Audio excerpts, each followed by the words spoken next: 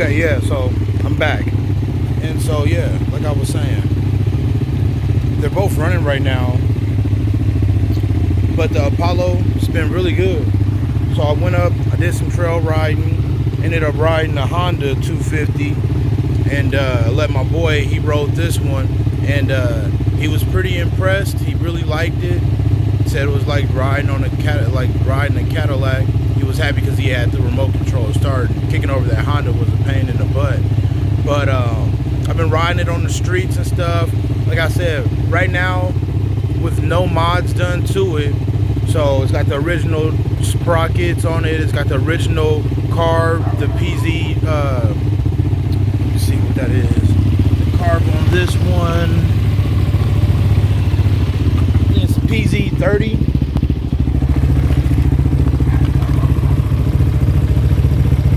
Yeah, PZ30. It's going to be a little hard to see it, but you can kind of see that up in there. The original car, it's got an NGK spark plug on it, an original air filter on it, with all the original parts and stuff on it. I'm maxing it out around like 65 miles an hour. This is still in kilometers, so, which sucks. But once I get a phone holder mounted on here, probably put that right here somewhere. I put one on hers, but I didn't end up putting one on mine. But once I get a phone holder mounted on there, I'll be able to do like a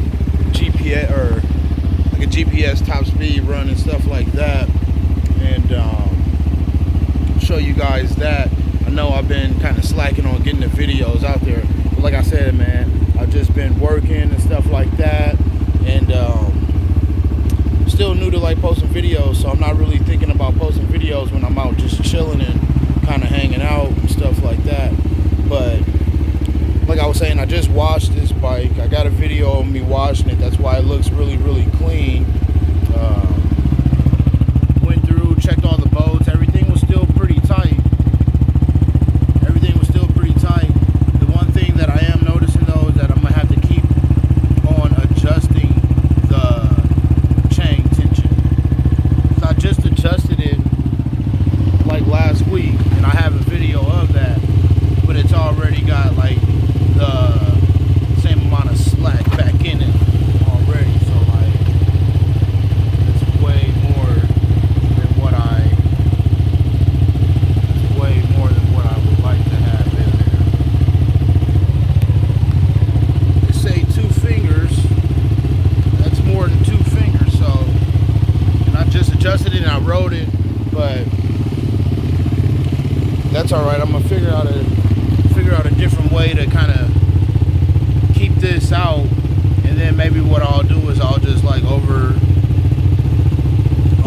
push it, and so that when it kind of comes back, it'll kind of even itself out. But everything on it's been pretty good. No oil leaks or anything. Everything's been pretty solid. Haven't had any major issues or anything like that. Haven't really had any issues with the bike at all. The bike's been pretty solid. The ATV's pretty solid too. We didn't have any issues with it. She rode it good. She got up to like a top speed around like almost 40 miles an hour. Like, yeah, pretty much 38, 40 when we were cruising on some trails, which was pretty cool. Hers is in miles per hour. So when you get the Apollo, it's going to come in kilometers. And you'll just have to do the math on converting that over.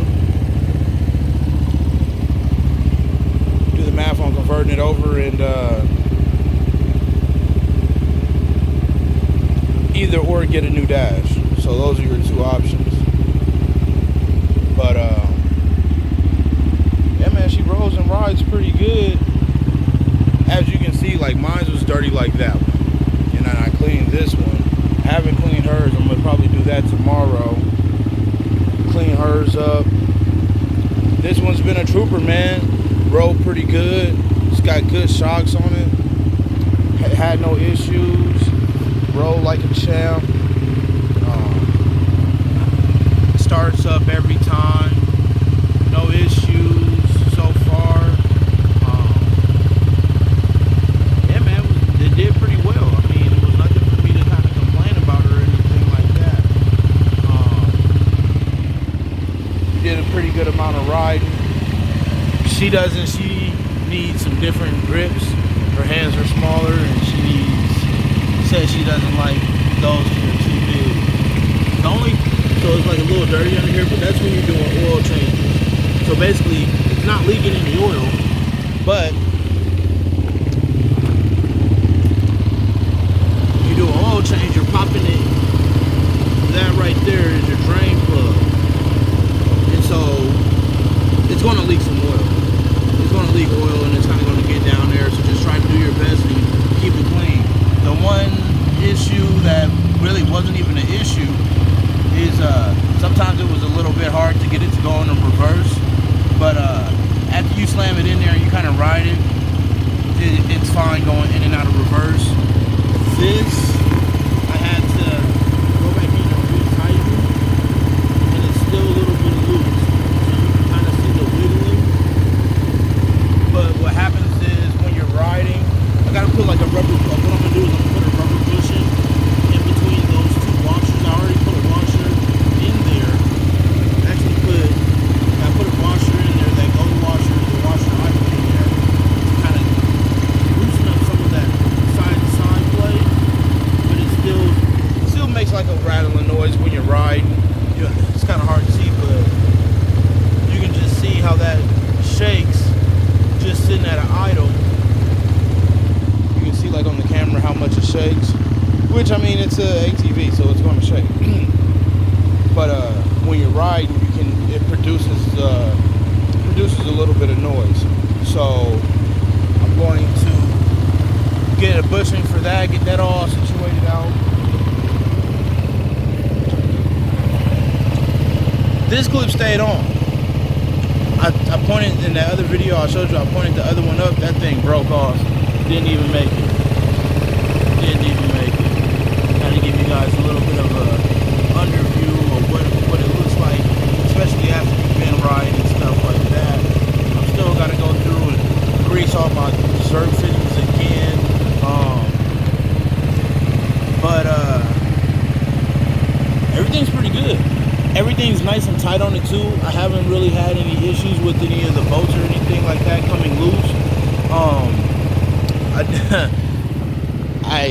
It's not really an issue, but this rear tire went low. Just double check your valve stems, because they all came like loose. So I thought I had them all tightened, but this one right here was still a little loose. So I let my boy ride it one day, and he's like, "Oh man, it's got a major pull." And I was like, "Oh my goodness, like how?" Because this was before we even did any major ride. He's like, "Oh, it's got a pull." So I rode it, and I was like, "Oh yeah, it does have a pull." And so I was like, "Oh man, what's going on?" So I popped the wheels off, popped the front wheels off, go through, check all the suspension, and everything was tight. Everything was tight. So your upper ball joint, that was all tight. Lower ball joint, the tie rods were tight. Everything was nice and tight. Ended up airing that damn tire up. She rode straight as an arrow. The only other thing that had kind of worried me, and like I was saying, I'm new to ride and stuff like that, was I would notice after getting after putting about 10 miles on it, I started to notice a noise. But it was only happening when you were accelerating, when you let off of an acceleration. So like if I was to accelerate up to 20 and then I just let off the throttle, I would hear like it was like a chain noise. And so that kind of was freaking me out. And what I ended up doing was, like I was telling you guys in that prior video, was to always kind of double check and make sure that you don't have a local distributor that's selling these bikes, these Chinese bikes, because it's a lot better to get them through a local distributor, because then you have support if you can't figure out what's going on, or if you need help, you got support nearby. Call them up. And ours is AZ Scooters. He's like, it's probably just your chain. And so I didn't realize that there was, where your motor is, right here, got a sprocket and then another sprocket with the chain in between that actually turns your wheels. That leads down to like a crossover that turns your wheels.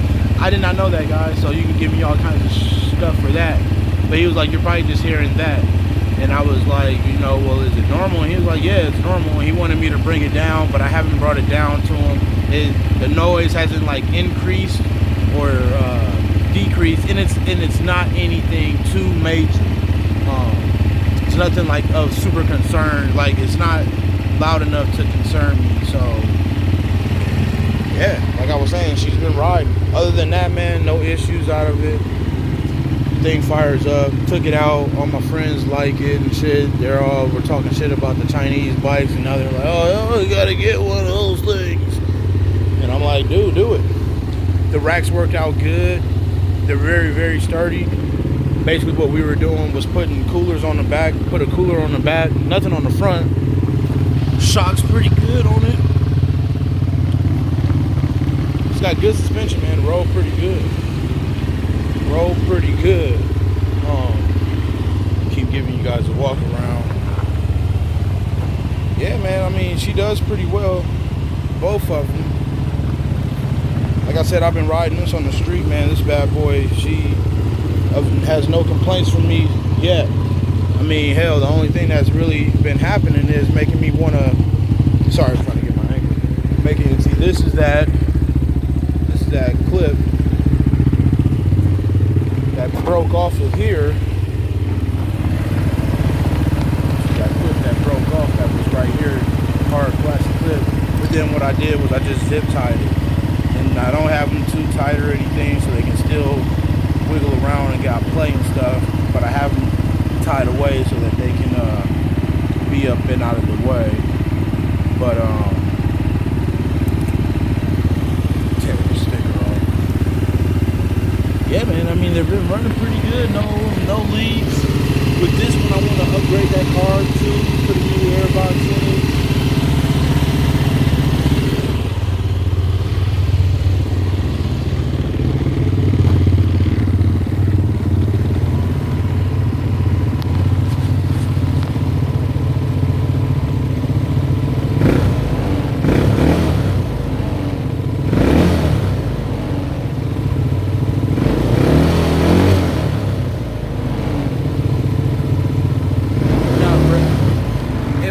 When she was doing that 40, she wasn't like redlining it or anything like that. She was probably just cruising at a good like 5,000 RPMs and just kind of hanging on. So it probably would have went a little bit faster.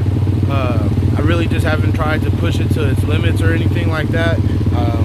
I'm not super anxious to break it, and like I said, my girlfriend rides that one, so it's not like she needs to be full steam hauling ass and stuff like that.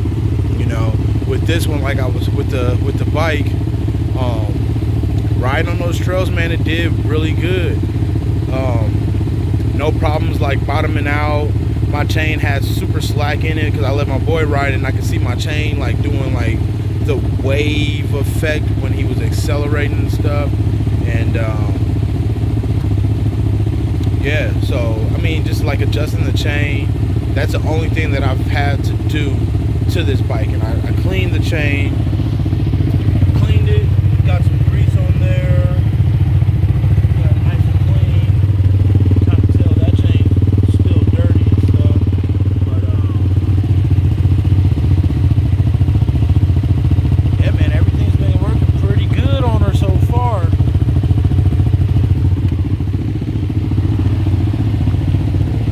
Feel like it was a good buy. They got the DLX out right now, which is the fuel injected Hawk. So I would check out some Moto Cheese videos of that. If you were looking at getting like an Enduro Sport 250, I would definitely check those videos out of the Hawk 250 DLX. It's a fuel injected, so you're not worrying about a carburetor. I've watched the video. I've only watched it once, but just kind of going over his reviews and stuff, it seemed like it was pretty cool. It wasn't like way extremely more faster at the top end speed than like the Bashan or the TBR 7 or the Hawk. You know, he said he was still probably going to do the sprocket the sprocket mod to it, and but you know, starts right up. You don't have to worry about dealing with the carburetor situation and stuff like that. Everything was pretty much all still the same on it. The only reason why I'm saying that is you can get a fuel injected one, but then, you know, you're gonna have a couple, like it has pros and cons to it. You get the fuel injected, you got O2 sensors. They're like, it's just more electronical pieces that you would have to control the throttle body and all that stuff, as opposed to a carburetor. Like, it's like when I talk to, because like I said, I'm a mechanic, so people are always like, oh yeah, it's so much easier working on carburetors than it is working on these newer cars and stuff like that. It's a give and take, bro. Like, yeah, tuning a carburetor out or figuring out like a no start condition, which, I mean, it's just process of elimination. But like, along with having the newer electronics, you do have sensors. So the sensor will tell you where the area is of the problem, essentially, is what I was meaning to say. So sometimes it can be a little bit more cumbersome trying to deal with an electronical problem on something that is more heavily electronically controlled, but at the same time dealing with carburetors, going to different altitudes and stuff like that. And mind you, so I'm in Phoenix and I went to Flagstaff, and it's probably like a good, it's a lot higher in elevation. The spots we were at were higher in elevation, and I didn't have any problem out of neither one of these. So the elevation, it didn't really affect the change in elevation didn't really affect the carburetor situation on neither one of these bikes. So that was a good thing. And because I didn't have to adjust, or I didn't have to mess with any of the mixing screws, idle air screws, or anything like that. Just hop on and ride and go. But as far as like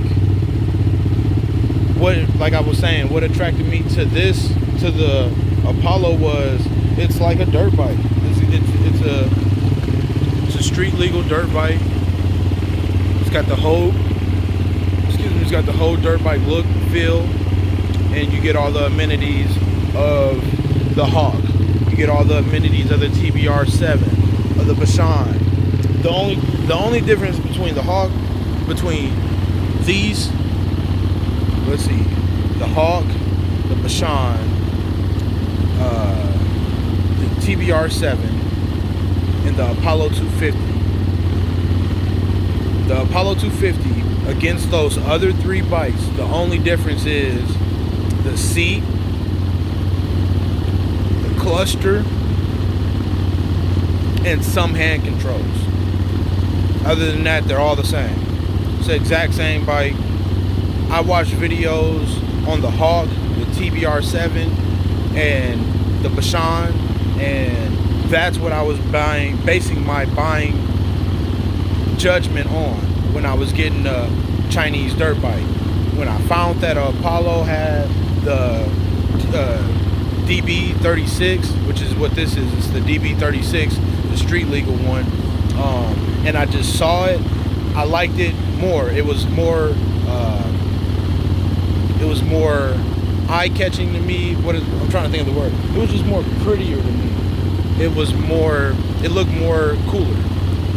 Like the rest of those bikes, they all look the same, right? And those between three different bikes. Not bashing them, I love them, you know what I'm saying? Essentially, I would like to get one of those to have like a true enduro style bike, but this is not an enduro style bike. This is a dirt bike that's street legal, and that was the difference. know. I was looking at trying to get a dirt bike that was street legal, or something that I could ride in both situations, dirt and street. And this one just came out to be a little bit more appealing to me.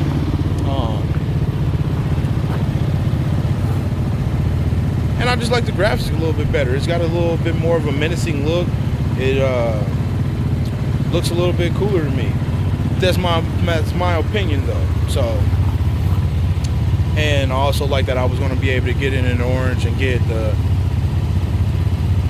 other bike and get the ATV in orange, so we were kind of matching, which was cool, you know. But for anybody that's looking at trying to purchase an Apollo 250, or maybe, you know, you're kind of on the fence on getting like a Chinese bike or something like that, and you're trying to figure out like, okay, which one do I want, which one will be better for my situation and stuff like that, just go over all the pros and cons of it. They're all, like I said, they're all pretty much the same. They're all the same bikes. There's just very small differences, you know. That motor is the same motor that's in the Bashan, that's in the Hawk, that's in the fucking TBR7. It's the CDI. It's the CDI motor. It's the same thing. Everything is the exact same. You can put this right next to a Hawk, and this is the exact same motor. So why not get two, right? Get this and get a Hawk. Get the new DLX. Why not? You guys work hard watching these videos, spending your time working. Treat yourself. And when you do it, get you a Moto Cheese lanyard. But yeah, this is going to be the main difference between all the bikes. And I'm pretty sure I could put the cluster from the Hawk, like the upgraded cluster from the Hawk, onto this bike. I'm pretty sure it'll be like the same kind of plug and play setup. Maybe the Hawks come with like a more of a traditional speedometer, and this already has a digital gauge, but I would imagine it wouldn't be anything too crazy or anything like that. So that's going to be the main difference, is that, your seats, and just kind of the style of the bike. So your plastics and stuff. If you take all this plastic and stuff off here, and you put this bike next to a Hawk, it'll probably be the exact same thing. I would only imagine. I do not own a Hawk. I don't own a Bashan, and I don't own a TBR7, so I don't know 110%, but I am pretty sure it would be from all of the videos that I watch. Get your extra foot pads for your back rider. Don't really plan on having anybody on the back, but yeah. But that's that with that one. I mean, if you guys got more questions, I've been trying to, like, even though I don't post the videos, I look at the comments and stuff like that, and I try to answer them. And I know it took me a while to post this one, but I actually wanted to get out, ride it, put it through its paces and stuff, so that when I came back, it wasn't like, oh yeah, I just had it for a week. I only rode it like twice around the block a couple times and go buy one. Man, I've been riding this on the street. I went and got my motorcycle's license with this bike, which was really, really cool because like I was telling you guys, I'm a new rider, and the motorcycle road test was not difficult, but it did have like some sharp cornering turns that you would have to do, the stopping and going. And like I said, I'm still new. Like I got the hang of riding a bike, switching through the gears, stopping and all that stuff. But at the same time, I'm glad I did it with this bike. That is it's not like super light or anything like that, but it's a smaller bike where I can maneuver it than having like a R3 or some kind of like a cruiser or something to do it on, you know. So that was a big help. Got my motorcycle's license with it. I've been riding it, you know. I ride it on the streets. I rode it 3 times did some trail riding with it 3 times, 2 dirt trail rides, which lasted about probably like a good 2 hours of solid riding. Went up north with it and rode for a whole weekend with it. I'm actually going back in October, and you know, guys, I'm so sorry. I don't know why I didn't take no videos when I was riding up there, but we'll definitely have videos in October of me riding it up there and stuff like that. And she did pretty good, man. Like I was saying, man, I put her through the paces, trailered it up there, you know, started right up. As soon as I got it off, started right up, you know. no issues with the starting of it. I have kick-started this to start it just so that I knew what I was getting myself into as far as if I ever did need to kick-start it. But after I did those couple of kick-starts every once in a while, I don't kick-start it, man. I start this thing up, let it cruise, let it idle, you know, and then I hop on her and we rocking and rolling. But no problems with the lights. LEDs work perfectly.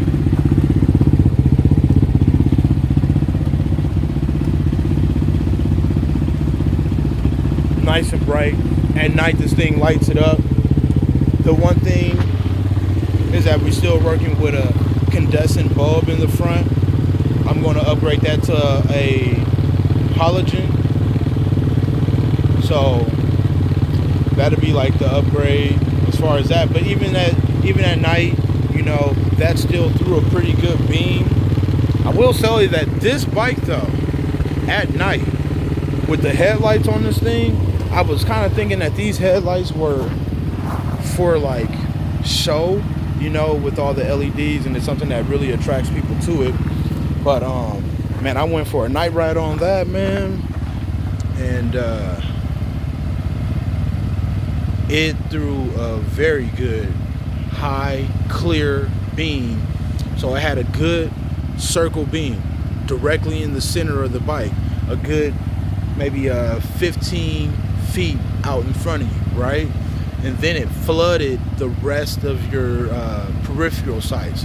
So you have the beam with the peripheral sights, and that was pretty good. I'll try to see if I can try to see, it's not dark enough yet. But so like, that's that. So yeah, you can see it. And it's like, we still got daylight. So right now, obviously the headlights are on, right? So you would get like a natural flood, right? And some throw on the beam of the headlight. But when you turn them on, when you actually, because those are like daytime running lamps, right? But when you actually turn them on, it throws a really good beam. You see that? You can just tell, look. And so that's one side blinking.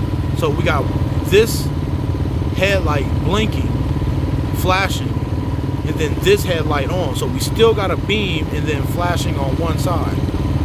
And so that's with both of them. That's actually with both of them on. And so you can see how good of a beam it throws. I think I was riding with only one headlight actually being on. Yeah, see that one, now we just have this headlight on, right? We only have this headlight on, and you can see it throws that good beam. And then we have this headlight on with the flash on this side. And so that's what they were saying, like it's got all those different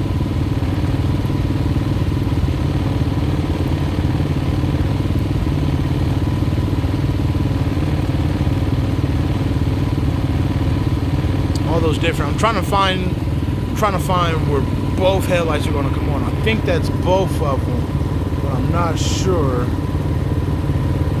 So we got flashing on that side, got flashing on that side, and that looks like both of them on right there. So it throws a pretty good beam. It's this road pretty good, man. I mean, it's really nice, you know, riding it. Night, daytime, it's pretty good. Brakes are really solid on it. If you got like a girlfriend that doesn't want to ride a bike and you want to ride a bike, this would definitely be something to look at. Not gonna lie, after kind of hanging out around the campfire, knocking back a couple of them and stuff like that, and still wanting to ride, I was wanting to ride this more than I was running to ride my bike. Super easy, lazy man toy, automatic, it's fun, chill. You got the power there when you need it. So the power is there. I mean, you're not hauling ass and going dumb crazy or anything like that, but I definitely had the power there when I needed it, and it did really good. And so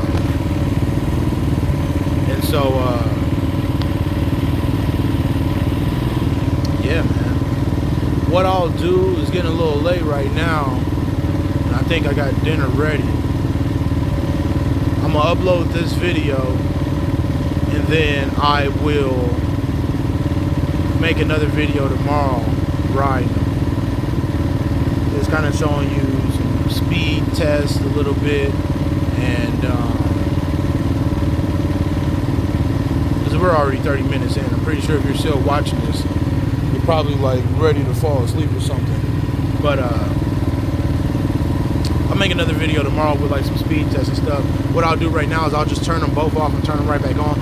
They've been on this whole time, so they're going to start right up, but like,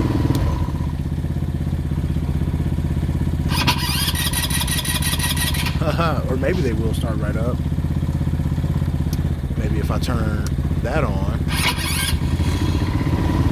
it starts right up. So they do pretty well. So got any questions, just leave them in the comments. I answer all the questions in the comments. My videos may be posted a little bit in between, but I want to start posting more. I'm trying to work on doing at least like one video a week. They're going to be raw, not edited, and you know, I'll try to keep you guys on the journey, you know, as I go. But I just kind of want to provide good information, do the best information that I can provide. Also, oh man, also, like I was saying, having the remote control start on this thing, I mean, it's more or less for when you have somebody else riding it and you may need to kill it. And because to use the function, of this key fob,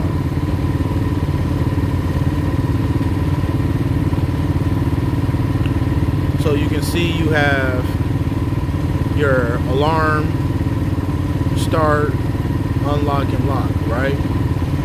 To use this function correctly, you have to leave the key on. So I will have to leave the vehicle powered on, walk away from it, which means your dash and your lights are going to be on. So you're going to kill your battery. The main thing about this is if you have somebody riding it, and children or something like that, and you need to kill it, or maybe that doesn't even kill it. How will we turn it off? Let's see. So you will hit the lock button, and that kills it. It kills it, and it sounds like it's actually going to give it a, it actually gives it like an alarm. So then we unlock it, keys on, and then the other thing is, this will start it without pressing the brake. So it overrides the brake. So normally if you're going to start it from here, you would have to either hold your handbrake or you would have to hold your foot brake. But this will